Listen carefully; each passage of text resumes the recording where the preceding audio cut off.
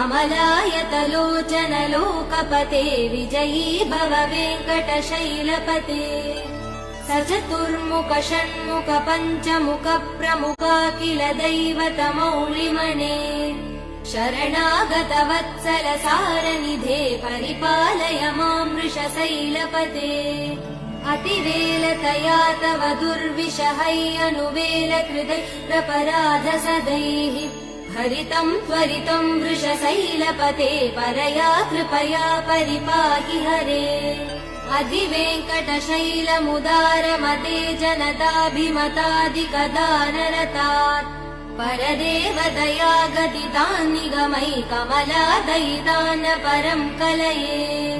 कलवेणुरवा वसगोपवधू शतकोटिवृतात् स्मरकोटिसमात् प्रतिवल्लविकाभिमदात् सुखदात् Vasudeva Sudha